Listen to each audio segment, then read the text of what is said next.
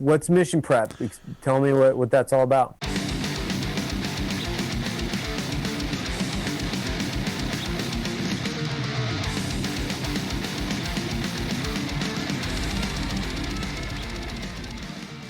Dumb lost it.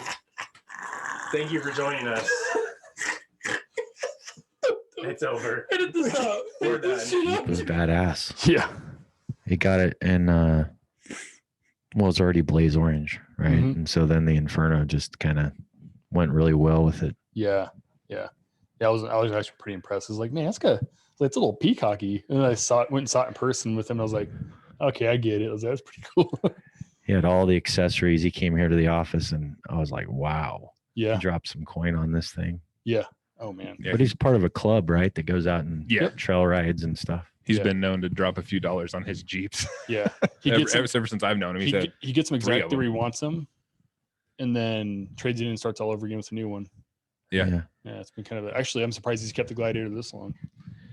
It's been fascinating to me to see all the different supercars that have popped up in Kryptek. Yeah. Like we never imagined that. And it's all unsolicited.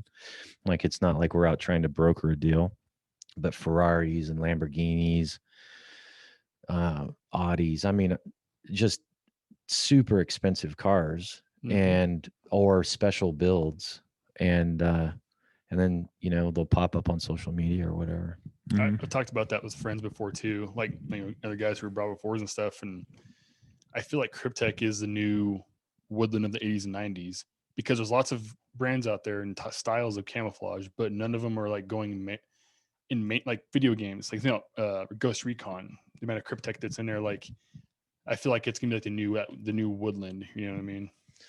Well, we developed a camo specifically for the military, right. And then the other variants that you're seeing on vehicles and stuff are basically plugged in different colorways. And so, yes and no, because you would never see like the Woodland or Mossy Oak or Real Tree or any of those called legacy camo patterns end up on a $300,000 Ferrari or Lamborghini. Good point. It's strictly limited to basically the clothes. Yeah. Right. Well, it's funny because anytime, like I knew we were setting up this podcast and I'll tell people like, hey, do you know Kryptek? Almost everybody knows. Oh yeah. At least the name Kryptek. Yeah. Especially people who live here because you're from here. But of the few people that were like, no, what's Kryptek? And I'm like, everything you've seen has been wrapped in Kryptek. Guns, cars, trucks, hats, shirts, everything. It has it on it. My wallet. I try to, he has a Kryptek wallet. And I try to explain like, it's like the pattern almost looks like a honeycomb, and oh yeah, I know it. Even if at the beginning they say they don't know what it is. Yeah. As soon as I start describing it, everybody knows what Kryptek is. It's unique. Very, very unique look. The brand's bigger than we are for sure. And then to your opinion, we got really lucky by hitting a quote unquote lifestyle aspect. Mm-hmm. That was never the intent when we developed the camouflage. It was all about functionality. And at the time we had some of the world's best active duty snipers testing our stuff before we went into the U.S. Army camo improvement effort. And they actually were calling it Mike Foxtrot, which stood for mindfuck, right? Because they would go out and do their acquisition tests just like they would be in Woodland or ATAX or whatever. And they're like, wow, this is really super effective. But that, that design was all inspired by camouflage netting, which you called honeycomb. So the hexagons, just like on the ceiling in here, when you stretch real military grade issue camo netting over a hide site, over a vehicle, and those hexagons become distorted and that fabric's woven in and out, it takes on a super three-dimensional aspect. And so through our combat experience, we saw that was the most functional and effective concealment measure on the battlefield next to a ghillie suit, which you would know about. But ghillie suits are super cumbersome. They're really super heavy when they get wet. They're a pain in the ass and they're hard to hunt in.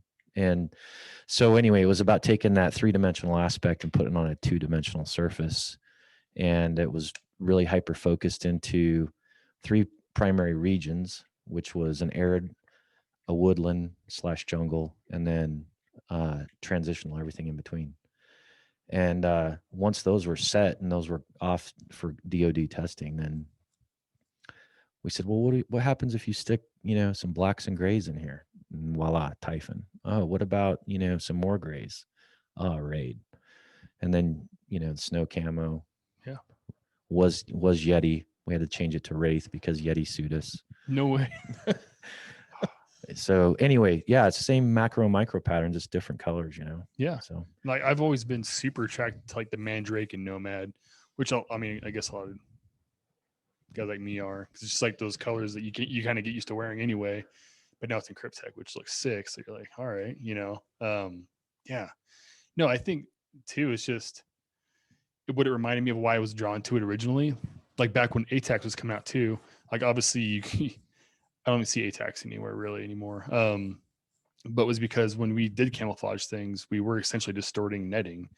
Green Berets are doing it. You see a lot of snipers do it for the rifles or spotting scopes, tripods. yeah, Just getting the netting on there, but then kind of like moving it, crinkling it in certain places, spray paint, do it again, do maybe like another color, so it's like we were almost trying to get that effect, but this effect is so much more, so much better. yeah, that stenciling is super popular in all the communities that are hyper focused on concealment, right? And so taking just normal netting, stretching it out, spray painting it. I mean, it's that basic. And the true inspiration dates back to World War II. I think, the Germans actually developed camo netting early on. Yeah. And it's been there forever. But once you get to see all these coalition forces that are all wearing, their country's camouflage and how effective it is, you can kind of analyze what worked, what didn't work. And we're looking at it from an aerial perspective, right? We're flying around in Apache attack helicopters and we're seeing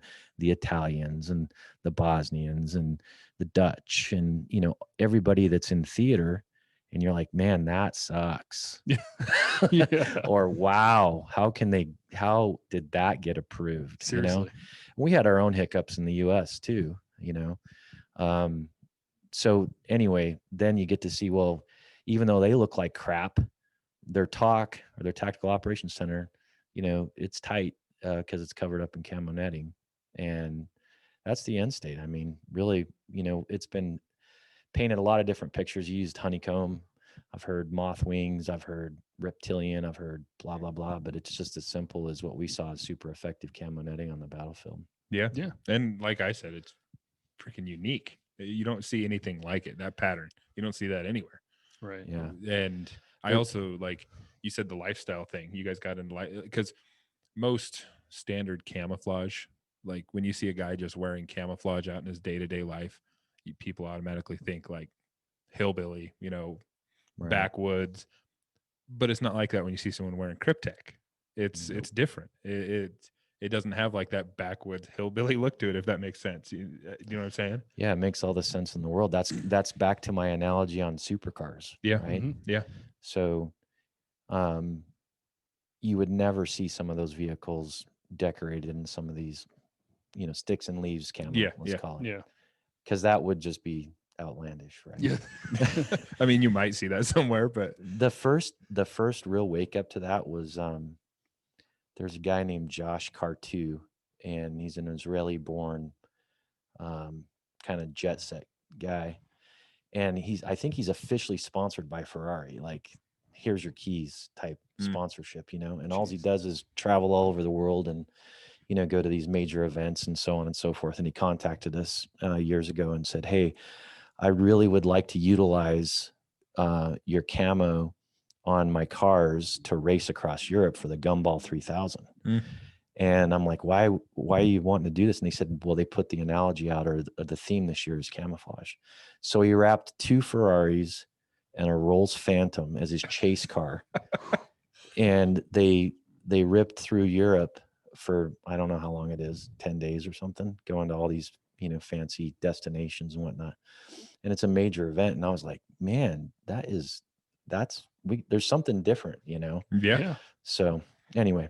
Yeah, I don't know. It's like unique is the best word I can think of for what you guys do. Well, it shows obviously because people vote with their dollars. And when the company's still in business and is not being left behind, I mean, I still see you guys like, oh, they're still in the you're not complacent. I don't see your company as complacent when I see it from the outside, at least. So that means good things. When companies are complacent, I'm like, are they falling behind? Are they firing people, letting people go? What's not getting sales? But I see people that are not complacent. It looks like they're doing cool things and they're moving forward. That's a big sign. Like I'm back. I want to back those people. Yeah. You know what I mean? Yeah. Well, it's been a lot of right place, right time, major blessings too. Being down selected in the U.S. Army camo improvement effort was number one. Penetration into U.S. spec ops, both Army and Navy, was major. And then you mentioned earlier, like getting, the video games and the movies and stuff, that all happened organically. Like everything happened organically. You can go and hire somebody to get placement in movies, and you pay these people to get your product into movies, and sometimes you pay a lot, and all that stuff happened just, by the grace of God. I mean, Wow. quite miraculously, so it wasn't like we went out and pushed it and just they came to us. That's cool. I think that's the best way for things to happen, is when it happens organically. You don't have to sell yourself. Yeah. Or anything like that. And it's not that you didn't put in effort, but you didn't put an effort for that, and it happened. Right. You know what I'm saying? And I think that's more satisfying in any avenue of life, when stuff happens organically. And it, like we were just telling you about the way this podcast is rolling, it's been organic. Originally, it was us sitting around with our friends. You can't force love. Love finds you. But no, I mean, that's literally, we were like, well, let's sit down and do this. We're both podcast fans. We both know how to talk. Let's try it out. And I kind of know how to talk. I don't know. I'm learning. He's a little socially awkward at times, but I keep telling him, I'm like, you're only socially awkward until the conversation starts. Then he's a good conversationalist. It's just getting it started, huh? Yeah. Oh man, Yeah. it's probably just typical like nerd brain, just super shy. And it's kind of funny too, not fitting in at BSU. Like you walk into like a, like optics 330, upper division optics at physics class. Like, are you in the right room? It's like tats and shit. Like, older, like, yeah, dude. Like, you sure? Like, you know what this is? Like, yes. You fuckers. Like, I get that a lot. Like, yeah, like you don't belong here. But like you're not a virgin. That's kind of weird. Like, but no, like conversation wise, yeah, he's awkward at first, especially with Yeah. somebody you don't know. But doing this, and you've gotten better at it. We're sitting down with people like yourself who we've never met in person. You're doing just fine. Yeah. You're good at conversation. Well, And- when I found out you guys were hometown, I was like, oh, we gotta have you guys over. We Can't just- definitely appreciate it. yeah. Yeah. Yeah, I mean, and being born and raised here, there's a few companies around here like Kryptek who we know that name. We Yeah. know it's from here. Eberly Stock's another one. And Right. that's one that, like, for years I would drive by their building and I'm like, what the hell is Eberly Stock? It's like, is that some Swedish furniture store? Like, what the hell is this place? And I didn't know what it was. He knew what it was because he used some of their gear. Right. Yeah. And I'm like, I don't know what that is. And over the past few years, I've become more familiar with it. But something like that's a company I knew existed because I grew up here. And same with Kryptek. It's Well, I was born and raised in Idaho, 5th generation. My great grandparents homesteaded in eastern Idaho, a little wow. town called Rockland. And my wife's the same way too. Her family homesteaded out here by Lake Lowell. So we're both 5th generation Idahoans. But I was gone for 22 years from the time I graduated, went to college, went to U.S. Army flight school, did all my military time. Ended up in Alaska. And actually, from a history perspective on Kryptek was truly formed in Alaska because that's where I was at when things started to get momentum and pick up and stuff like that. And we got a lot of really nice organic lift when we were in Alaska, like the front page of the Fairbanks Daily News Miner. Mhm. It got picked up nationally and stuff like that. So coming back home, it's almost like you got to reestablish that we're an Idaho brand. And, it's not like we had those major big wins that got all the fancy lift like we did when we were in Alaska. Yeah. And so it's kind of a slow fade back into the community and the Treasure Valley kind of understanding, the Boise Valley understanding that we are local. Because I run into guys that are huge Kryptek fans and they don't even know, like, oh, I didn't realize you guys were right here. Yeah. So kind of snuck back in under the radar and kind of been quiet a little bit about it, that Yeah. type of thing. And I think because you guys are so, I mean, international brand, and you're in movies and you're on video games and all that, I could see why people would think from here, from Idaho. But they don't believe it. There's no way they're from here, especially people that grew up in Idaho. You can't do great things when you're from here. Right. When you've grown up here your whole life, you see it as a small town still. You do. You're not viewing it from the lens of people coming in the last 20 years. You're like, that company's from here. Like, that doesn't make any sense. Cause it just isn't, you think those companies are from Texas or California, you just don't see it being from here. Like, no, there's a lot of, they're done now, but we had Gemtech, we have you guys, we had Eberly Stock. There's a lot of great brands coming out in this area, Idaho in general, but just this corridor right here has a multitude of really fantastic outdoor shooting related brands, especially in the firearms. There's some fantastic brands. Nemo Firearms is PWS, Taxol.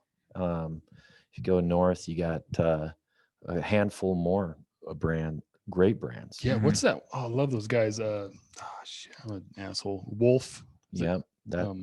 Something Wolf. I know which ones you're talking about. Yeah. Those are good guys up there. So anyway, so a lot of awesome brands, but to your point, some of them like have more of a presence with regards to a storefront or, factories and that type of thing. Mm-hmm. So, yeah. Well, and it's like, I knew you guys were here, but I didn't know this was all here because I've never been in here. When we walked in the front door, I'm like, Jesus, this place is fucking awesome. And I didn't know this little spot here existed.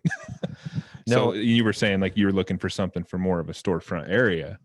Yeah, we are. When we moved back to Idaho, Claycorn was still active duty. He hadn't separated yet, but it was just our laptop computers and our cell phones. That was our office, wherever we had to be, and wherever we're at. Mm-hmm.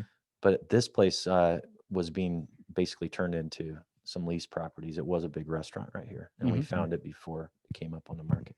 So we've had major giant brands come in here, like big companies, like $1 billion per year type companies. And we've gotten a lot of accolades on the office, even though it's a small space. It really reflects, our mentality and who we are as individuals. And there's a lot of lineage and stuff around, but it's just kind of a good representation of who we are as the brand and what the brand is. Yeah. I've noticed a lot of, it's weird how you see a lot of, not your average vets. I mean, vets who are motivated, intelligent people like Evan as well, and everything, like come out and make businesses like this that are super cool and fun places to be.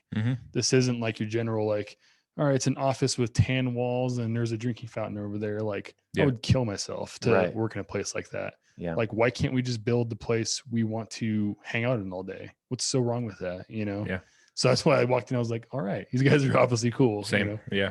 Yeah. Crafting kind of lifestyle by design, Yeah.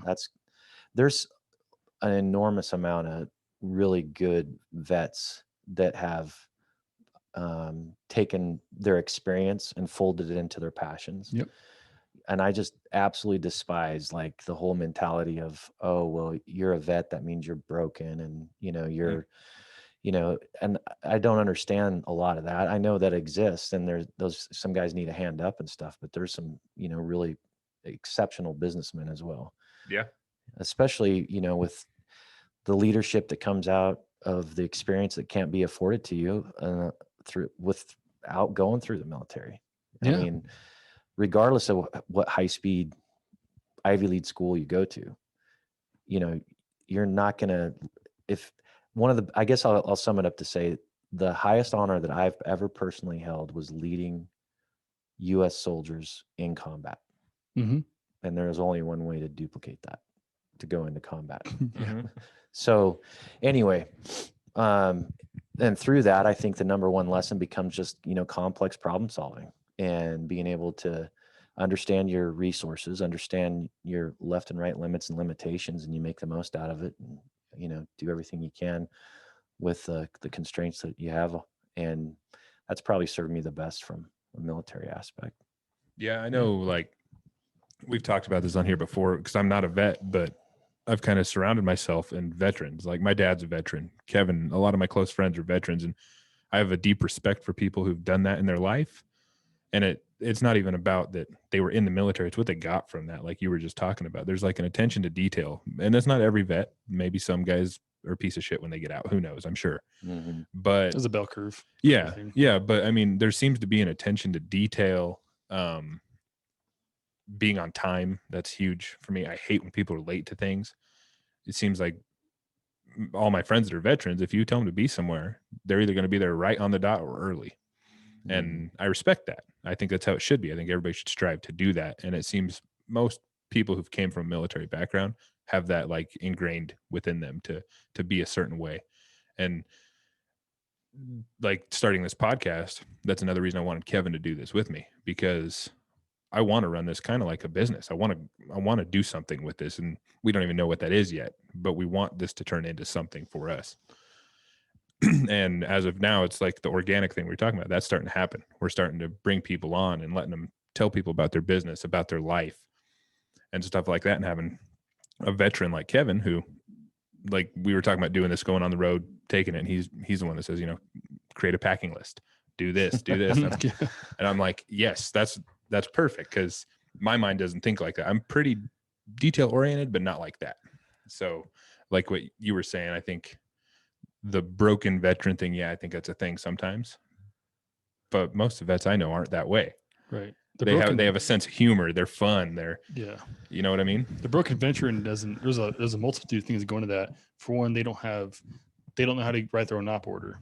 How do I have purpose? How do I have meaning in my life? Guys who have already kind of practiced that, like a lot of times they've gone to school first. They've practiced creative thinking. Like, how can I think my way through this? How can I not be in a pit? I need a goal. Okay, let's find a goal. Let's find a mission. Let's move forward. Let's not sit in the same place and just dwell, right? Some people don't have any coping mechanisms at all. And you kind of pick up on that really quick when you meet other vets, whether they were that way or they're not. And like in my past, when I've met guys like that, I met them with negativity, but like I've gotten older, more understanding. I'm like, okay, maybe do the opposite. Maybe show them some love, or like I give a shit about them and give them a chance, and they may warm up. They may understand, like, oh, I just feel like no one gives a fuck about me, you know? And sometimes that doesn't work. Sometimes they're just still assholes. Like, all right, well, peace, dude. Like, hopefully something finds you better, down the road. But, Well, that's not even necessarily a veteran thing. I think that's a human thing. There's people who just don't know how to. We're all human. How to get through life. Yeah. And some of those people just need some direction. Yeah. Or a friend to like be there for them and be like, hey, man, let's fucking do something with your life. And I've known a lot of people. Another thing we've talked about on here a million times is there's people who just put themselves in bad situation after bad situation. The victim mentality. Yeah. And eventually they just stay there. Yeah. And there's no getting them out. And they never seem to realize that they're doing it to themselves. I fucking hate that, because we've talked about, we have people in our lives that are that way. And it's like, God, you can do something to get yourself out of this hole you're in, but you're not. You just keep bringing on this. It's like you crave the chaos in your life. And I know a few people like that. Surrounding yourself with, like-minded individuals that have goals and aspirations is super important. And that's I think a key to succeeding, really, is to put yourself into environments that are going to be long-term beneficial versus short-term fun or, short-term party type. But you're in trouble. Really. Well, and that's kind of what we're doing now with talking to guys like yourself. We're starting to surround ourselves with these guys who have created something, whether it's you or whether it's Evan Hafer or whether it's whoever. John, dude. Yeah, John Moss from Mountain Primal Meats. I mean, these guys have forged their own path and created something fucking cool. And now we're starting to surround ourselves with these guys. We're sitting down talking to guys like you and seeing what you've done with it. Like we were just talking about, this place is fucking awesome. And that's because you've done your own thing. You forged your own path. And that's inspirational to us, because we both have aspirations to do cool things too. Yeah. And it's weird because we had no bias coming to this podcast, but we just keep on getting people like you on here. It's like, when can we get on someone on here who doesn't appreciate hard work? Who's just like, a shitbag on here. Yeah. Can the government just give me money so I can do whatever I want to do? Like, I just want to meet that person versus people who are like, I'd rather build my own path and do my own thing. Yeah. We've been super lucky. Mind my own fucking business and just try to be happy. Like we haven't had anybody on there. Well, It's like that goes back to the organic thing. That's Yeah, what this yeah. podcast has turned into. It's just organically turned into a bunch of ass kickers who were Yeah. getting to come on here. Yep. And it's not even necessarily business owners. We've had just seriously. everyday normal people, but some avenue in their life, they kick ass at it. Yep. And it's cool to highlight that. And it's cool to find out about that. I love to be around ass kickers. Yeah. Whatever their, what their expertise is. Mm-hmm. It's just fascinating, and it's always impressive. You think that you've met, oh man, that dude is just a rock star, right? Or Mhm. can't believe he did that and this, and then you find somebody else, maybe not the next day, but somewhere down the road, and it's just like, love hearing great stories about guys that have been in tough situations or just in endless drama, and they've fought through it and built a better life for themselves. And they come out Yeah. better on the other end. That's a theme of this damn podcast. We talk about struggle all the time. Is people that There's find beauty their in it. way through it, Right. they're almost always better off on the other end of it. Mm. And that's what, it doesn't even have to be anything super significant. I mean, it could be putting yourself into a gym, working out, doing jujitsu, whatever it is, you're better off for it. You're introducing some struggle into your life. Well, because you have humility and you have vulnerability. Yeah. Two things the majority of Americans refuse to accept. Yeah. To have in their life. And then there's people who You have know. struggle thrown upon them and they're not searching for it. And Well, yeah. if they find their way through it, they're almost always better on the other side of that. Yeah. And that's been a theme on here. Like everybody we've talked to has been through some kind of shit that's led them to be where they are now. And I mean, including yourself with your military background, you've had some dark fucking times, Mhm. but it's turned you into who you are. And I like to hear those stories from people. Yeah. Well, so does turning everything into a joke. Yeah. Oh, that's Like, what you do. But like, I mean, I never thought about until like recently, who was I talking to? Maybe it was your bar when he was on. Like, okay, you come after, you do the battle damage assessment after, an A10 does like 30 my gun run, and there's like dicks and like faces and stuff. And you don't respond with like, oh my God, what is that? You like make a joke out of it. That's just your knee jerk reaction. Like, damn, that's crazy, that's how you process that. It's the processing. But Yeah. then there are some people who see it and are like, I am gonna puke. Yeah. I'm done, so I guess that just kind of shows, I guess people are a little different when you react to those kind of things. But yeah, you just turn everything into a joke. Dark Then humor. Yeah, dark humor. And reflect on it later and you're like, what's wrong with me?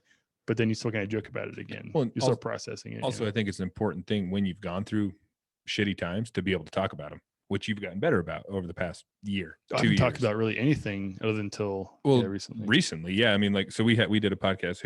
It was a friend of his who he served with, and he came on, and I just sat back and listened to them like go down memory lane, and it was really cool to hear because I've heard some of his stories from the military and stuff, but there's some stuff, maybe he doesn't feel comfortable sharing with someone who wasn't there with him. And so he did, but he also shared it with me and everybody else that listens to this. Yeah, it's pretend like no one was watching. And it was really cool to hear you just openly talk about the shit you went through. And same with Mario, who was our Mhm. guest. He was talking about some stuff, and Yeah. that's happened with a few of our guests. People get a little vulnerable when you put a microphone in front of them. Not always, but I appreciate that. I like the vulnerability because I know when I'm listening to a podcast, those are podcasts I like. I like to hear into these people's lives a little But bit. you want to get something away from it. Yeah. There's nothing to get away from it. If it's just guys bullshitting and making jokes, I don't have time for that. Like, I want to get something out of it. If it's Mhm. not educational, then it better be a conversation you can get something out of, or have some introspective after you listen to it. Yeah. Like, oh fuck, that's me, or I need to be that way. Well, there's a you know, place it's- for being an idiot and stuff, which we've done,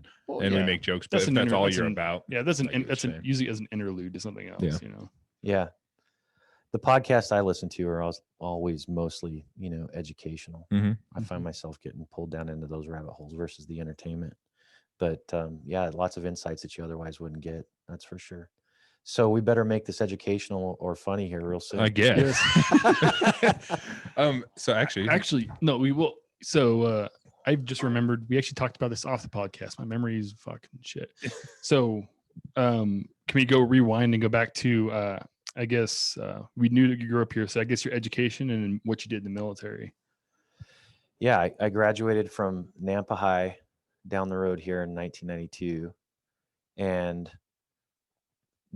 my first year at college was actually at Norwich University in Vermont, and I went out there because they had a superior rifle team, NCAA competitive rifle team, and I was super competitive.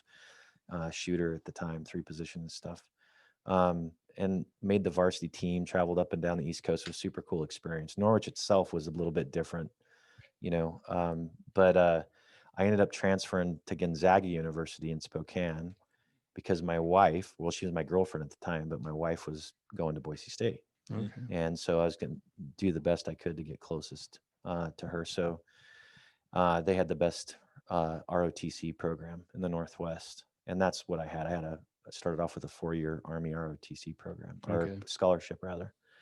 And so I graduated in 96 or 97. I actually had to go 5 years because I was getting my degree in mechanical engineering, and you couldn't just get it in 4. Yeah. And fortunately, the Army paid for the 5th year. That was huge because Gonzaga is super expensive, even back then. I can't imagine what it is now. Oh, yeah. And I was super fortunate. Got selected to go to U.S. Army Flight School and went out to Fort Rucker, Alabama, and basically was picked up after I would have been devastated had I not been selected for Apache attack helicopters. And so that was super enamoring to me. That was something that I just absolutely fell in love with early on just because of the lethality. I mean, it is one badass piece of equipment. Yeah. And the mobility and just everything else. I mean, it's the most lethal weapons platform as far as I'm concerned on the battlefield. At least at the time, it was definitely. This is pre-UAV and all that other junk. So, I flew Apache attack helicopters. My first duty assignment out of Fort Rucker was South Korea. And I ended up going to Camp Humphreys, Korea, and went into the 6th Cav Brigade, and was supposed to be a year-long tour, unaccompanied. The chain of command said I could bring my wife over, but I had to live on the local economy, couldn't live on post. Really weird, right? No housing for wives on post. But I ended up extending 4 times and did 2 years in Korea, and then came back to the 101st. And then shortly thereafter was 9/11. And that's when it, shit hit the fan type thing. So to answer your question, education, Gonzaga University, degree in mechanical engineering, flew Apache attack helicopters. I'm more than confident I was the very first Apache pilot into Afghanistan because I was a part of the ADVON for the 101st Task Force Raksan, and the Marines had just seized Kandahar. And so 10 of us went over there, and I went over as the attack aviation LNO. And that was super cool. I got to go fly a Super Cobra with the Marines and shoot some tows and, do some cool missions. I remember one of the very first missions we went on was a FAM ride where we were going to go out and shoot this derelict Soviet equipment. And this shit was all over out there, right? Yeah. It was just like left in place. So anyway, go and do our stuff and come back into the FARP. And we're refueling, and this radio's transmission starts to come across, and he's talking to this Captain Marine that's in the back flying. Well, they were cranking another aircraft to go do route or convoy security, and the aircraft broke, and so we were ready to go, and I ended up getting to go do this convoy security, and through the basically overwatch of watching these guys go out to this little village, I find out that they're CIA guys. And they're buying back Stinger missiles, and $100,000 a pop. And they hand this dude a bag for $1.2 million in cash. And he hands them back 12 derelict Stinger missiles that were left over that the CIA had provided when we were fighting the Russians there. Yeah. And so anyway, that was a super nice, neat little sidekick deal to it. But so Operation Anaconda, that was a big fight. I also got to do some other cool shit that normally you wouldn't get to do. I got to air assault in the Tora Bora onto the ground with the 3 PPCLI, 3rd Princess Patricia's Light Infantry. They were attached to us out of Edmonton, Canada, and they had a platoon of spelunkers, cave dwellers or cave explorers. So they got attached to us. And before I'm setting the conditions to go in the Tora Bora, before this mission goes, they knew they were going to go back in the Tora Bora and exploit the caves, pop them back open, and basically look for DNA, bin Laden's body specifically. Well, they were doing a night live fire exercise again on that Soviet derelict equipment. And there was a 500-pound JDAM that was dropped from a U.S. Air Force plane into the FOB without getting clearance. Phew. And it ended up killing 4 of the guys. I think it was 4, and messed a bunch of other up. But the end state was that we couldn't have another fratricide with the Canadians. And so as a control measure, because, you know, you got JTACs for dropping for the Air Force, but the Army just does close combat attacks. We don't have somebody on the ground that's like going to coordinate fires. Like I would call you if I'm flying a mission for you, and you would just coordinate and we'd deconflict fires. So the Canadians had never trained with Apaches. And so as a control measure, I would air assaulted in with them, and I was on the ground there for 2 weeks. And basically, if a battle had erupted, I would have been the one that had been playing the ground role. Gotcha. So anyway, so Afghanistan, and then I commanded Renegade Troop 43 ACR, and actually that was a combat command in Iraq. So I got to play in both Iraq and Afghanistan. And I also went back to Afghanistan and Iraq later, but that was part of a special deal for Airspace Command and Control later on in my life. And those are just some, I guess, the highlights really, but education, yeah, and units and what I did.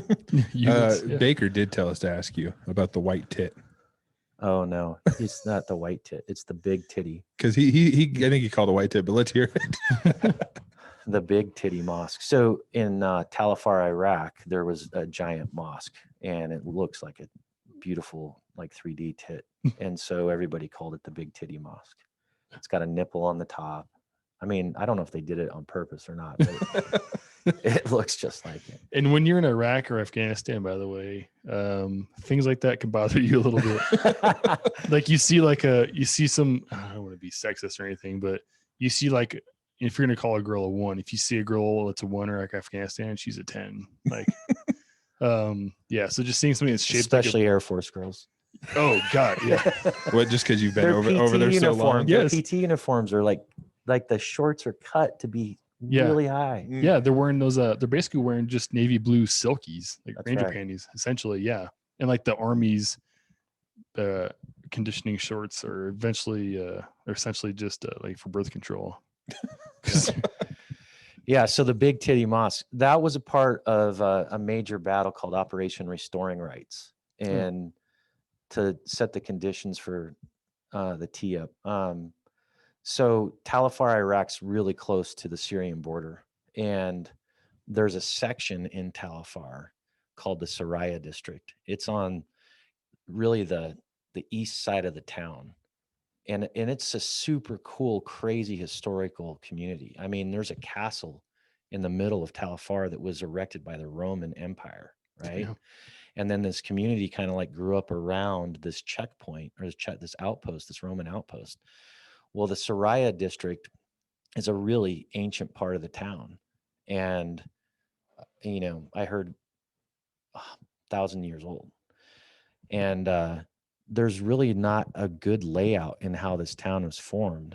Like you could almost tell in some cases where there was a good donkey path that became like the path that everybody built their mud and brick homes around. And Okay. so the end state with the Soraya district is that you couldn't get any mech or armor into that area. And the Al Qaeda basically stood up a IED factory inside that area, and it's super hard to get in there and fight because you can't use conventional shit that we like to use to get into places. Mhm. And so during Operation Restoring Rights, basically HR McMaster was the commander, and they dropped shit tons of pamphlets for like weeks and told everybody to get out, you know, that they were going to come into the Soraya district. And then we were working close hand in hand with the Peshmerga. We had an element from the 82nd Airborne that came in. We had, of course, a bunch of other coalition spec ops guys involved. But the bottom line was that the bad guys stayed in place. And the end state is the battle started, and H-64s got used extensively because to drop a 500-pound or 1,000-pound JDAM, there's an enormous amount of collateral damage. And so we were flying with, Mike model and Charlie model Hellfire missiles, and we could be extremely precise. And also the U.S. Army didn't have to get clearance of fires through the joint aspect of it. So we got used extensively. We shot, well, at one point we were responsible for like 90 to 95% of the BDA. I mean, we were just ripping. Yeah. And we ended up shooting overall 52 Hellfires in that battle, which was more than any other unit had shot, regardless of their size, like battalion level. And we were just one troop that had, well, actually we fought that fight with 7 aircraft. We normally would have 8. But the Big Titty Mosque, at one point, Cleghorn, the other founder of Kryptek, was my wingman for like 95% of our missions. And we're flying back, coming off of, doing a bunch of engagements. And I tuned up a ground frequency of element of called Fox. That was their call sign, was Fox.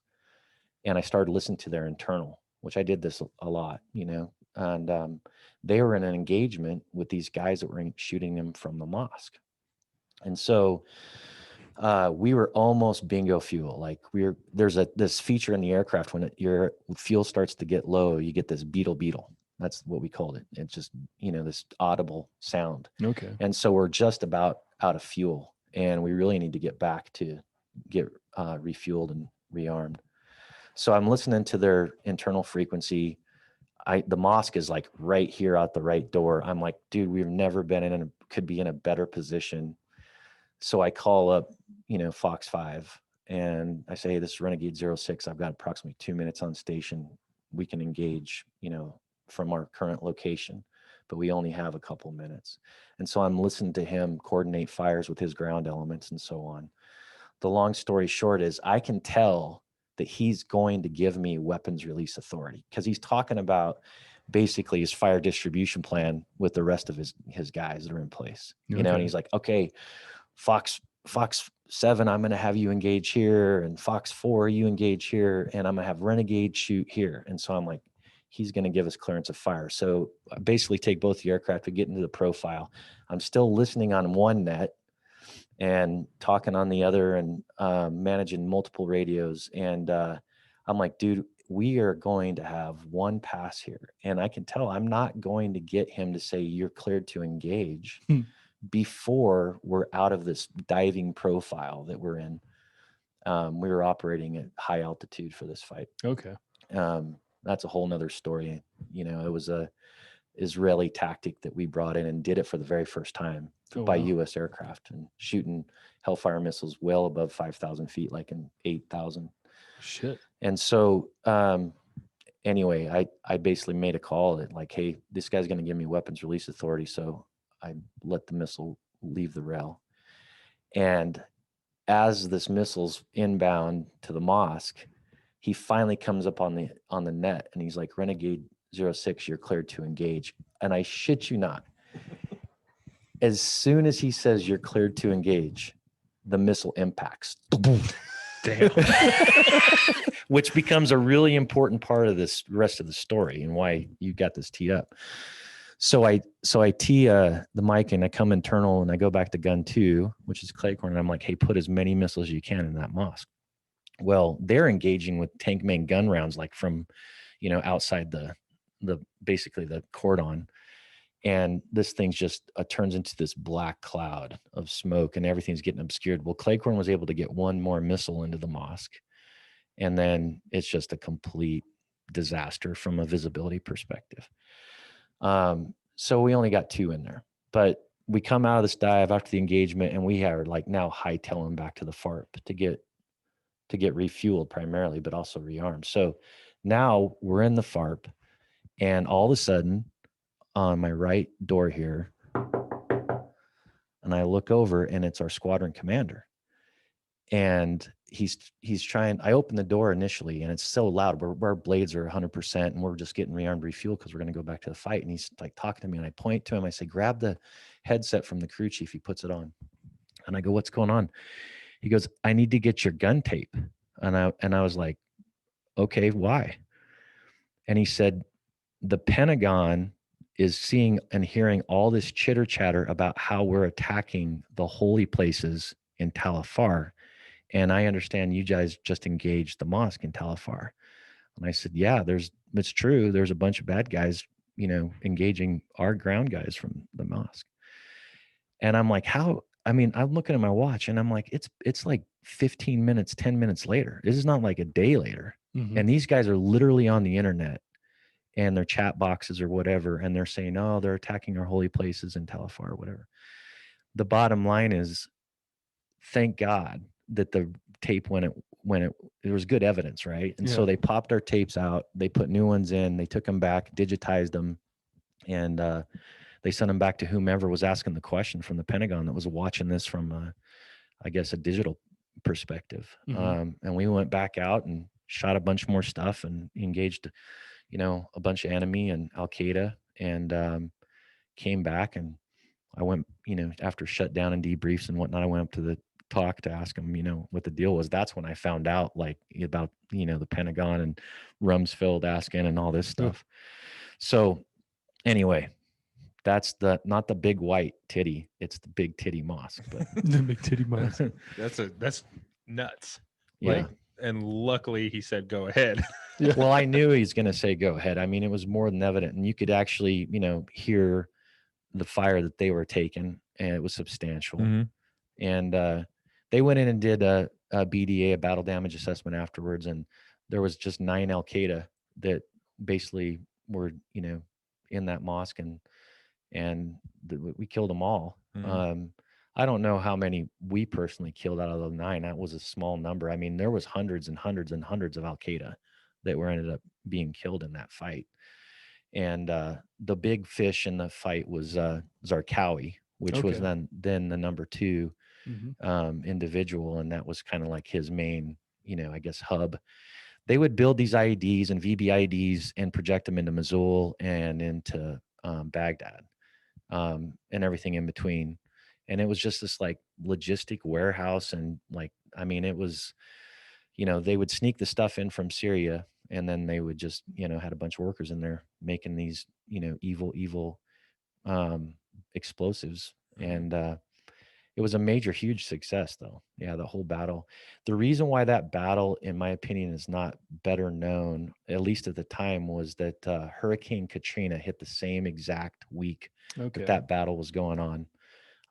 If you remember that. Mhm. But 2005. yeah, it was a super significant deal for us. A year after we got back, I was contacted by Lockheed Martin, and the head of their missile program wanted to commission a painting of us in combat. Wow. Wow. And they ended up hiring this extremely famous aviation artist. I think his last name's Tompkins. And we provided him a bunch of content and video and pictures and so on. And then they had me go down to their facility in Orlando, Florida, to speak to the engineers that basically developed and worked on, not just engineers, but just the workers as well, the Hellfire missile, the guys that fabricated the Hellfire. Oh. And they filled this auditorium twice. There was 300 seating in that auditorium. And I basically gave them a presentation on how we utilized the missiles, because this is completely different than how they were intended. They're intended to kill armor and mech, and force on force near peer competitors. And now we're using it to shape the battlefield against, terrorists. Right. So anyway, yeah, that was a huge honor. The name of the painting was called Renegade Attack. And it was all in light of the fact that we had shot so many Hellfire missiles. We shot like 20,000 rounds of 30 millimeter, 10,000 2.75 inch rockets too. I mean, we just didn't use Hellfires, but by far that was the most, I guess, effective weapon system we played. We shot so many Hellfires that they had to do an emergency resupply and send Chinooks down to a adjacent Marine Corps organization and took all their Hellfires and brought them back to our farm. We just ripped through them. Wow. And it's So- just impressive to be like I guess for people who really enjoy the 4th of July, it's extremely impressive just to be near what these things are doing when they're doing it. Just the vibrations, the sounds, everything that's happening, the adrenaline. Because I've been near, obviously, gun runs, Apaches, whatever, and it's just you can't replicate it. Just being the guy that's on the ground, Yeah. and you're super motivated because it's something that's helping you. The sound is making the vibrations. It's just it's something else. From my perspective, from the guy who's on a boot, it's pretty sweet. Yeah, there's definitely a psychology, an impact that's a combination of all that brought together. Even just the sound of the the rotor. Same thing with an A10, or even when you bring in like an F-16 for just a flyby, kind of show force type stuff. For sure, I think that the psychology of putting fear in your enemy is extremely valuable. Yeah, because when these guys, when they know or they hear that, they shit themselves, right? And so you already have the upper hand before you've even pulled the trigger. But it's this consistent display of overwhelming precision and firepower and accuracy where they've obtained that. One of the things that we got to do out of Talifar is go patrol the Syrian border. That was a major part of our mission set, and we would work with J-stars they'd pick up moving target indicators out of Syria, and these guys would come over. That's the big plane that has like the giant radar on top, right? And so they would get these movements in the desert, in the Syrian desert, and they would download them to our longbows. We're flying longbows, so we'd automatically get these icons, and we find these targets super fast. They're normally bongo trucks, jingle trucks, sometimes bigger semis, that type of thing. Yeah. But anyway, one night we engaged a bunch of these trucks, and they brought in the recovery team in Blackhawks, and they ended up capturing a bunch of these guys. And we ended up flying back, and they brought them back to Talifar, and they had them, sacked up. And I got out of the aircraft and shut down, and I went over, and the interpreters stand there, and they're pulling security on these dudes. And I asked the interpreter, ask them what happened. And so he starts talking to him, and he comes back and he says he doesn't know there were monsters and demons and a spitting witch, and he's talking about us. And I said, a spitting witch. Spitting witch. Yeah. Man, so that's cool. That is I'm never cool. going to forget that spitting witch. Yeah. All right. Spitting witch. Yeah. So anyway, the Big Titty Mosque was Well, that story definitely didn't disappoint. No. That's crazy. And do you still fly? Like to this day, do you fly at all? No. I mean, I fly maybe once every few years. Friends that have helicopters, but it's not a burning, passion that I have to go grab a airframe and maintain it and do everything. Yeah. My wife is extremely anti me flying. I think she has some post-traumatic stress disorder from a mishap I had in an aircraft in south of Baghdad. Yeah. It's well, I'll tell you the local aspect of it. We can tie it in because you guys are Boise guys, because it is quite interesting. So my aircraft went down in the middle of a gunfight on April 5th, 2005. I mean, like literally in the middle of a major battle. And it was right next to the Euphrates River near this town of Yusufia, right? And so anyway, we get extracted and so on and so forth. The reason why my wife was post-traumatic stress disorder out of it is she heard from the rear D commander or the rear D NCO before I got a chance to get a hold of her, because I didn't like run back and call home. I was the commander for one thing. So it was like, 48 hours before I got a hold of her. And so she knew that I was in a mishap, but she didn't know if I was okay or not. So anyway, that's the reason why she doesn't like me flying. Yeah. But here's the local rest of the story. Okay.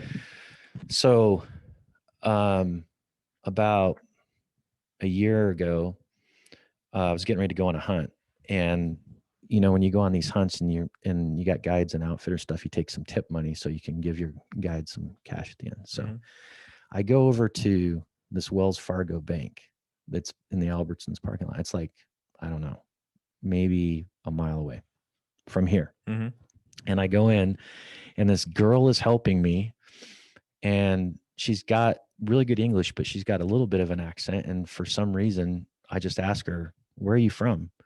And she goes, "I'm from Iraq." And I said, "Iraq?" I go, "Where at in Iraq?" And she says, "Oh, it's a little town south of Baghdad. You wouldn't know it." And I said, "Well, yeah, I might. What's the name of it?" She goes, "Yusufia." And I normally don't tell this story about getting shot down or getting shot up or my aircraft going down. Let's just put it that way. And I for whatever reason, I was like, I know all about Yusufia. My aircraft went down there on April 5th, 2005. And this girl starts to tear up, and she's like choked up, and she says, "I saw your aircraft go down. I was 9 years old." And I'm like, "What?" And Yusufia would be, to put it in perspective, it'd be like having a major battle in Marsing, Idaho. Right. Okay. So it's not hard. If there's a battle in the other side of the highway, you're going to be watching it. Yeah. And they're going to remember that. You're right. And so now I'm like, "What are you doing here?" And she tells me she, came to the US. And I'm like, "Well, wait a minute, stop. How did you get to the US?" And she said, "My brother was an interpreter for the US Army. And after he did his due process and diligence, they brought the whole family over. And so that's how she got here." Wow. And then ended up right here in this town. Right down the road. That's from ridiculous. Like, yeah. That's Synchronicity, insane. man. I know. So I was telling some of our associates, and they're like, "We've got to go back and get her, and we've got to, do something like we're doing now." And I'm like, I don't know if she'd be up to it, but that'd be, She might. She and might. it's just nuts. I was traumatized, and I called my wife, and she was with one of my daughters, and I'm like, "You aren't going to believe this." They're driving on speakerphone, and I tell her the story. And she's like, "Oh, no way, that's cool." Well, I thought I had told all my other daughter too, and then about 90 days ago or something, this came up, and I brought it up, and I'm assuming she knew, and she's like, "What?" And she's super in tune to this event, probably more so than not, because when my aircraft went down, well, when I back up, I had left my knee board back in the TOC, and I had a spare knee board that was in the tail boom in the storage area in a helmet bag. And one of the things that my wife did before that deployment is she went and made little notes, and she hid them all over in my stuff. Okay. I'd find these things like months later, Yeah. right?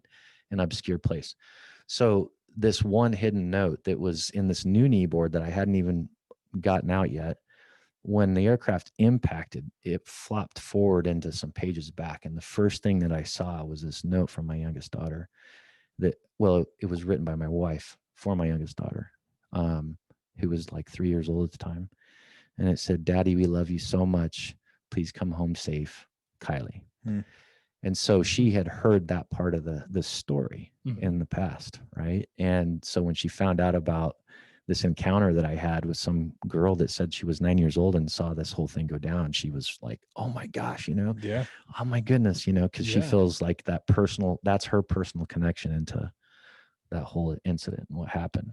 And so much so that she's doing BSU classes through the high school, and she has this advanced speech class, and she actually did a speech on the whole incident and stuff, because I think she's quite moved by that, but I used to not even be able to talk about that, that whole incident and episode. And if I like narrowed down that rabbit hole and just told the whole story, I mean, it's in itself a freaking podcast, but Yeah.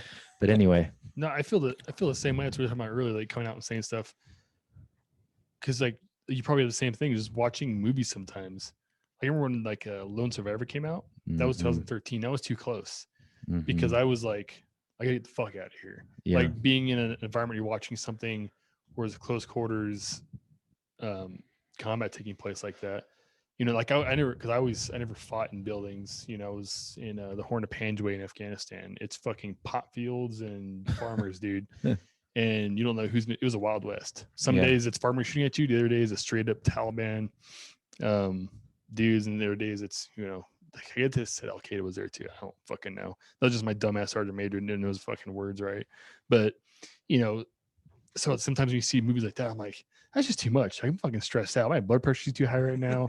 Like I don't need this. Yeah. Yeah. So I see what you're saying. Like, I think Marcus Luttrell's not an Apache fan, if I had to guess. And I've talked to him several times, and Really? actually I never got like that. Oh, I love you, bro. No, it's like motherfuckers. Yeah.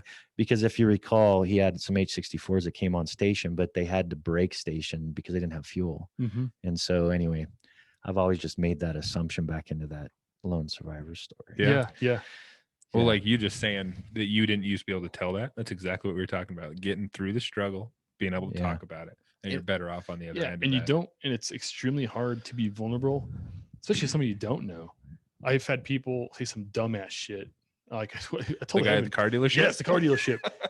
What's your kill count? That's the guy from California. I was like, get the fuck Here? out of here. No, yeah. Is that a car dealership? What's your Oh. kill count? 'Cause he's like, you don't get I veteran. mean, who asks somebody what their kill? I mean, yeah. And I didn't even somebody tell him, I didn't tell him uneducated, I I was a Bravo 4 or guess. anything. I was like, yeah, I was in the Army. And I was like, what's your kill count? Like, Huh. when you tell stories like yours to people you don't know, or you don't know what they want from you, if they're expecting something from you, it's like you lose a piece of yourself. I think with snipers, it's more of a discussion point, in my opinion. Like if you look at any of the documentaries on Carlos Cathcart, I mean, they're very adamant about what his count was, Yeah. right? And then Chris Kyle, who was a super good friend of ours and mine, obviously American sniper, Mhm.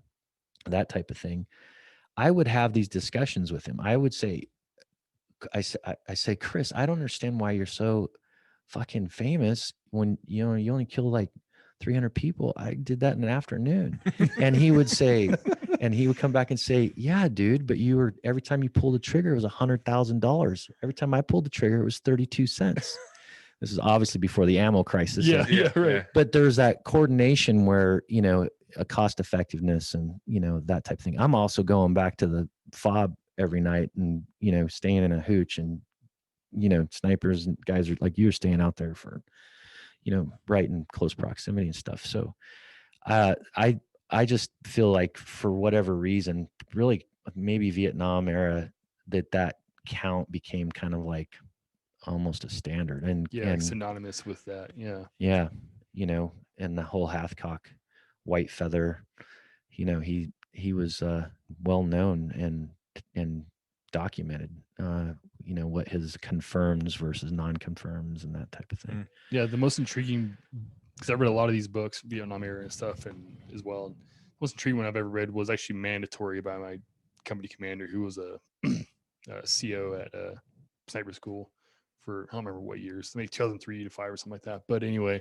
he made us read Sepp Allerberger's book, or the book, about Sepp Allerberger, the German sniper, Sniper on the Eastern Front. And that's a hell of a story. Like, really opens your eyes to some of the experiences that happened during World War II on the ground. Yeah. And what he went through. And dude, there are some amazing, insane.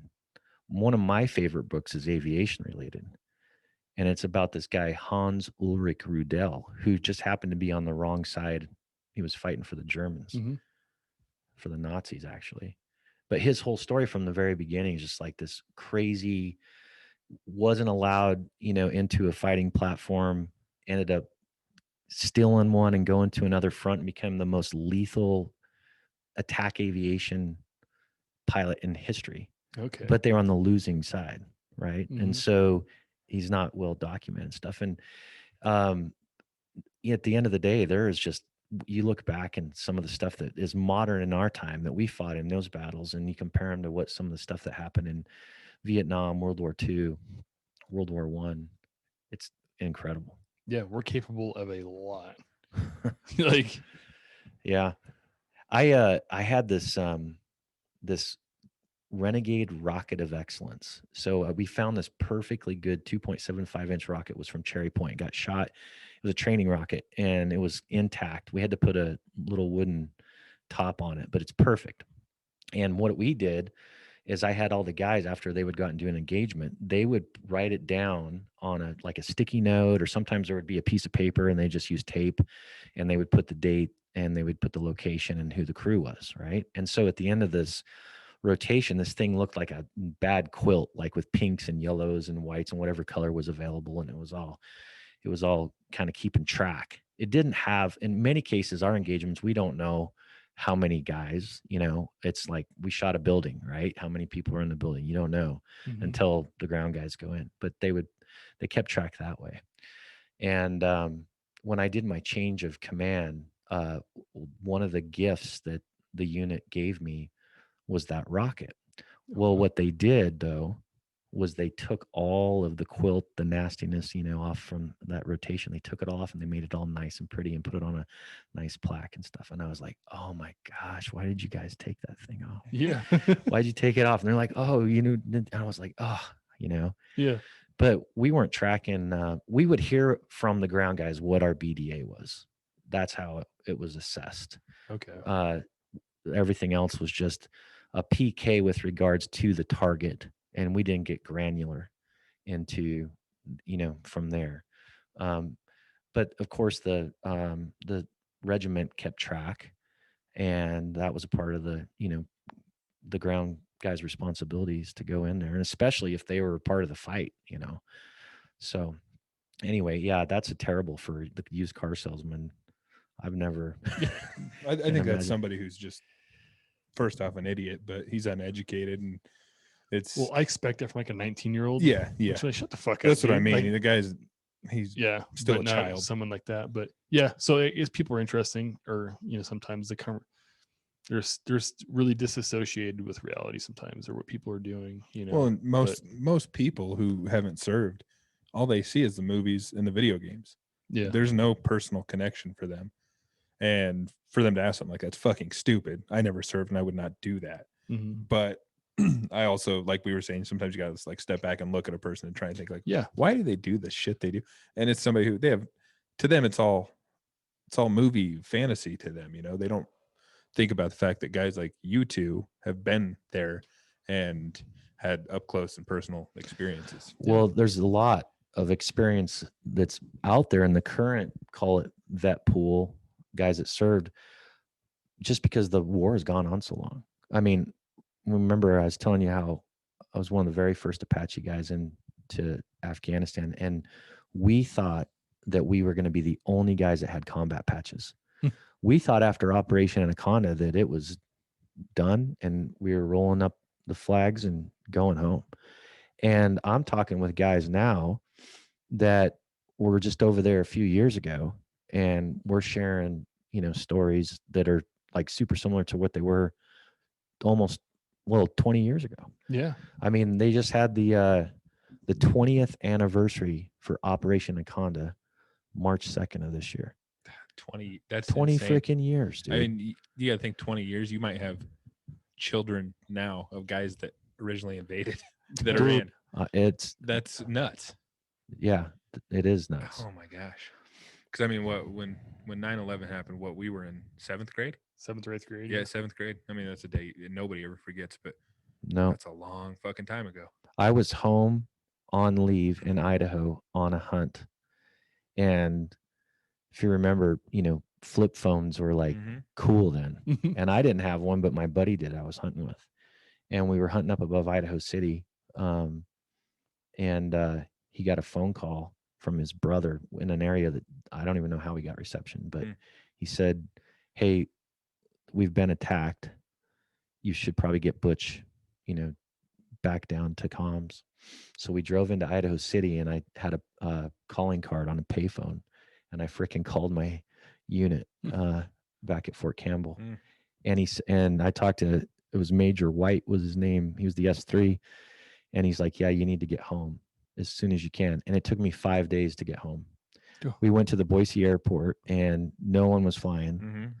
And there just happened to be an ex-Marine that was working behind the counter as one of the agents there. And he wasn't even with the carrier that I was trying to get on. I can't remember if it was United or Delta or whatever. But anyway, I was up there. I'm like, "Hey, look, I'm so-and-so. I'm with 101st Airborne Division. I need to get back to my unit. and he took down my information, and he said, "Hey, I will get a hold of you as soon as I can find a flight." And I ended up like not even the carrier out. It wasn't even related. It was the first flight going out of Boise back Wow. to Atlanta. And that's how I got home. But we had to sit around for 5 days and just, watch over and over and over. Yeah. Yeah, that was crazy. And then when we left on C5s out of Fort Campbell, and we flew to New York, and we flew around the Twin Towers, Oh wow. and then we took off. Wow. across. God, that's 20 years. Most people don't even think it's been that long. You don't think about that. Well, But there's kids that's- right now. There's people right now that can almost drink. They were born when it happened. Yeah. Like That's you. There's people that were born after it happened that have joined the military. That's yeah. crazy. That makes Yeah. me feel kind of old. But It's making me feel old, Yeah, dude. dude. Making me. I mean, feel here we old. are talking about we were in 7th grade. Yeah, and he was already in the yeah. military. No, I mean, I remember it was crazy how you remember details about stuff like that. It was picture day at our school. I will never forget that. I was standing in the gym in line to get my picture taken, and the gym class had one of those rollout TVs. They used to roll the TV Mhm. out to the classroom, right there with it on TV in the gym, and everybody's sitting there. And one of my friends came over like, the Pentagon got hit, and I'm like, "What's the Pentagon?" I didn't know what it was 7th grade. What's Yeah. the Pentagon? And they're like, and the World Trade Center. I didn't know what that was either. But I'll never forget that, standing in line for pictures, and that was on the TV, and you see it happening. And I remember some teachers turned the shit off because you had a bunch of 7th graders watching that. Yeah. But I'll never. And then I remember after that, when the invasion stuff would be on the news, on CNN. Yeah. My mom and dad would be watching it in the morning, and I'd see the tanks rolling across, and it's like, whoa, is this real? That's so My crazy. wife and kids were still at Fort Campbell. I came out here by myself, and so I'm Mhm. talking to my wife every day, and she's like, you can't even get on post. All the infantry's at every gate. They've got their machine guns, but crew served weapons. Yeah. And I'm just like, oh my God, what is happening? That's insane. Yeah. Well, I guess we can take it back to your business real quick. What are your plans in the future with Kryptek? We've got all kinds of awesome, cool stuff. I mean, it's really a kind of a fun time because the brand is really starting to scale. And, we've taken control of a lot of the different aspects of our brand that weren't always in our control. No more third party cut and sew. We're direct with our factories. Cool. And Awesome.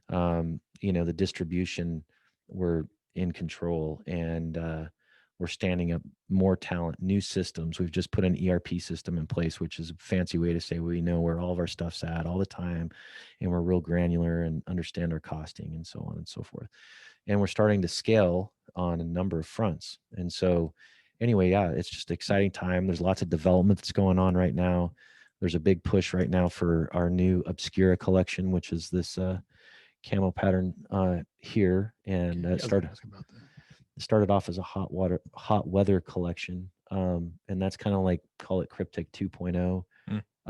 That was developed specifically for a European military element that we then brought into the civilian market.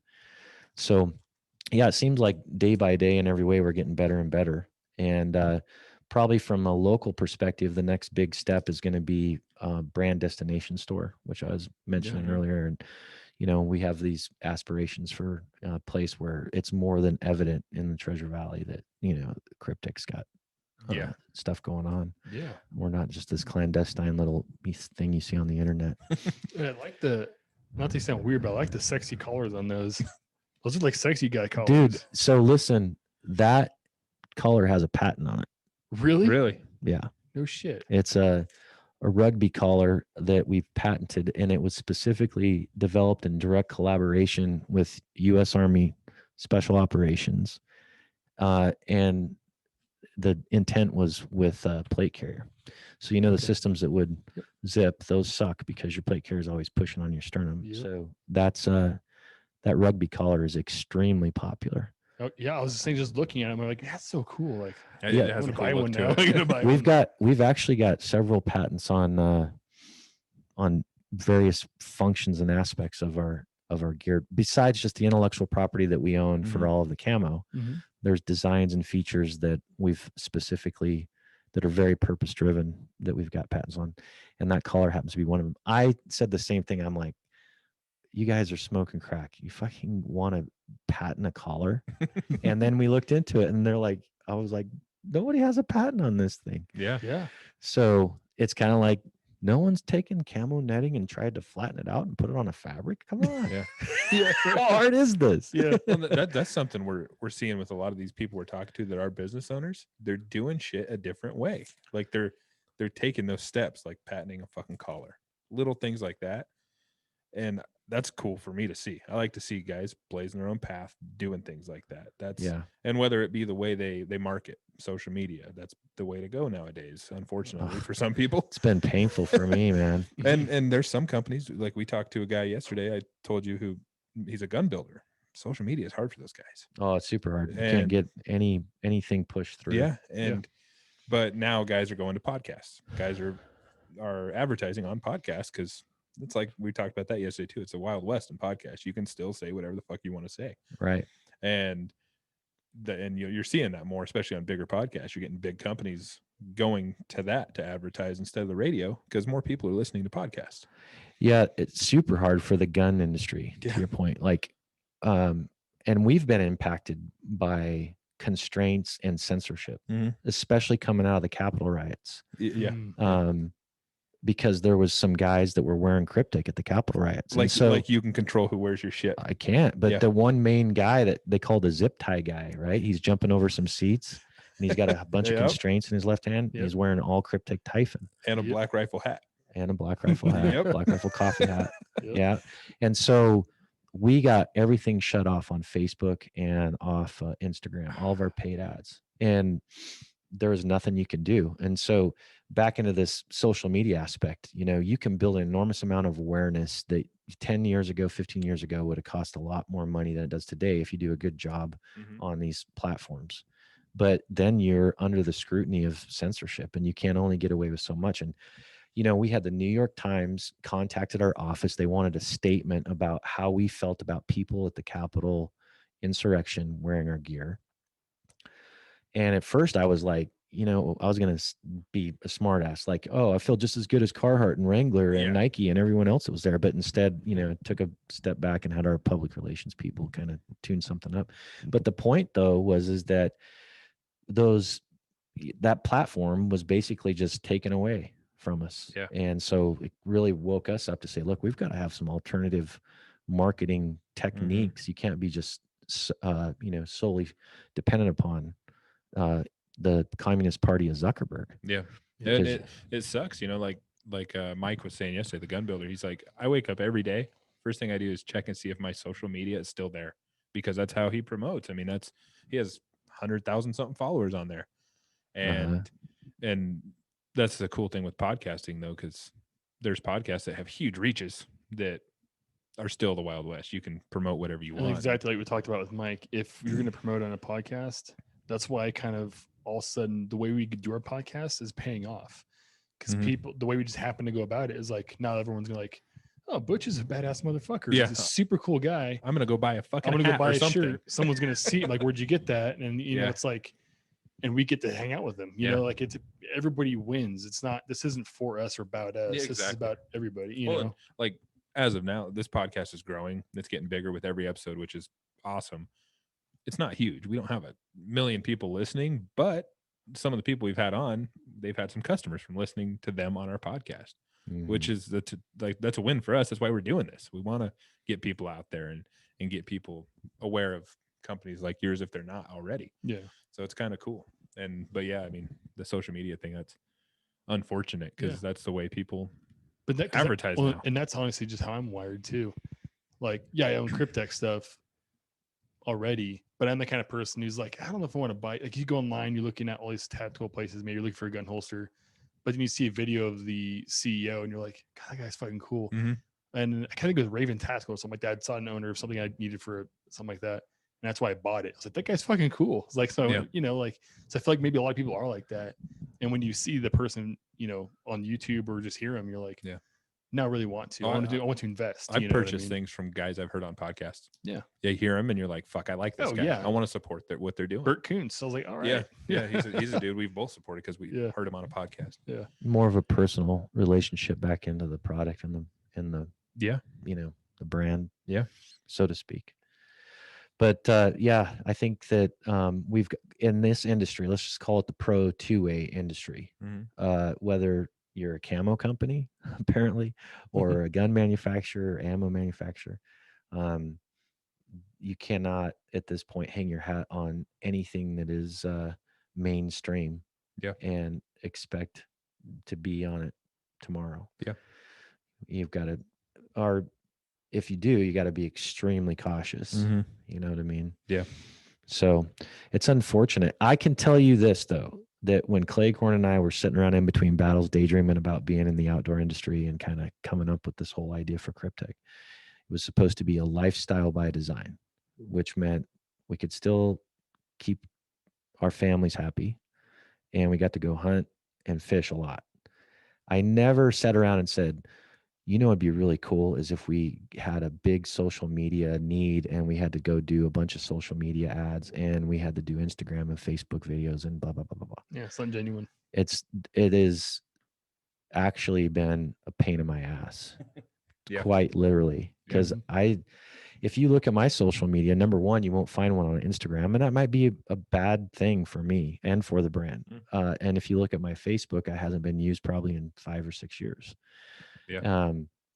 There was some other individuals in the hunting space that really just were soapbox spotlight rangers, right? And I just was like, this guy's never done anything in his life, and I don't need to stand up and toot my horn and take a shred of the truth and make it into some elaborate story, which if you didn't know, you'd, oh, that's cool, but you're like, this is bullshit. And so I kind of made that decision on not being like, chained to my social media from a personal perspective. I saw those individuals as being very narcissistic, which they were. But now what I've reclassified this after some thought and just some, I guess, review. I do think that there's another approach, which would be called strategically narcissistic if you're a brand. I think if you're a brand, not the individual, like myself, but a brand does need to say, hey, this is what's new. This is why this is cool. This is what's different. Not to the level though of it's the, I Love Me show. One of my primary competitors who's no longer around was like that on the hunting side. Anyway, times have definitely changed. The new big one now is TikTok. It is. It really is. So I'm like, when that came out, I was like, well, I don't understand what does this work? And now it's like, oh, it's huge. When we started this, I tried to get this podcast on every social media platform, and I started a TikTok for the podcast. I haven't posted something on there probably in 2 months because I don't get it. My daughter, both of them actually, but my one in particular, she'd have a bunch of her friends over and they'd be like setting up this, big dance in the kitchen. And I'm like, that was what I saw TikTok as. Now my guys are telling me like, hey, we need to do this and we need to do this. And I'm like, it's huge. And it's big, I guess it's big for podcast clips from what I've heard. Like, and I've posted a couple of our little clips on there, but I don't get it. And I've caught myself because I have that app on my phone sitting there scrolling through the videos. I just watching. The way I see things is I like to have a genuine, if I was going to make a product, I like being genuine, putting 100% of effort and passion into it and keeping it simple. In other words, I would like my 86 GMC back. I'd like having no fucking cell phone unless I needed it like a GPS phone. I don't like having an email, and not because I'm a conspiracy theorist, like a barber thinks I'm one. Like, he didn't understand. I was trying to say, like, no, it's just things that are just complicating my life, my well-being. I agree. I've stated that the day I retire from Kryptek, which isn't anytime soon, but I am going to have a new phone, but only about 5 people are going to have the number. That's smart. It's just going to be my immediate family. See, I've never had an issue because I was never involved in business and stuff until we started this. And I have all these numbers of people and I'm setting up podcasts and I'm like, holy shit, because I've never done this. Yeah. And like I told you, I'm trying to run this kind of like a business. And I'm talking with this guy from a different state from a company here. And then I'm starting to kind of get used to it and learning how to kind of manage that a little bit. But for me, never being a business owner, that's all new to me. Well, the simplicity aspect of it is what, like an 86 Chevy, like you can actually work on the engine. Yep. You don't have to have a analysis machine and, you know, some guy that has all the training. I can remember in high school being stuck to the wall in the kitchen when I was talking to my wife, was at the time was my girlfriend. I Yeah. mean, my mom was sitting there cooking, listening to every word. Yeah. And now, fast forward, you've got FaceTime and Instagram, or not Instagram, Snapchat, and Yeah. all this stuff. I mean, it's just like a completely different environment from where I grew up, Yeah. and Yeah. you guys too. Oh, I mean, it's like we're the generation of social media. It came out when we were in high school. Yeah, MySpace came out when MySpace you were and in all high that. school. Yeah. And even then, like I've always had a social media. I've always had a hard time like pimping myself out on social media. I find it weird, narcissistic, like you were saying. But like with something like our podcast, I don't feel so weird because I'm pushing what we're doing out there with the podcast. Yeah, it's so not- I don't it's feel not so the- weird It's about not it. the Kevin and Jake show. Well, and what's funny is You like know. when I post little videos, they're almost always a Kevin because I feel weird posting videos of myself. And I feel weird well, about he's it. but- also a lot better looking. That's than a fact. it could be a stunt double for Matt Best. Matt Best or Matt Damon. Matt, fuck you. Well, shit, I guess we can wrap it up. We've been going for almost 2 hours. Yeah. Hey, maybe I'll apply in the future to be the Kryptek model. Like, There you go. when the Kryptek model leaves. Like, there we Yeah. go. We Yeah. could probably we got a little bit work you could do. There you go. Got a new line of socks coming out. There we go. sock model. Yeah. But no, No. we appreciate you doing this. Well, This I is appreciate awesome. I appreciate you guys taking the time to come down to our office, and again, you know, you guys being Boise local, and I'm happy to help you guys out, and enjoyed our time, and hopefully do it again. Awesome. Cool. Thank you, sir. Thank you.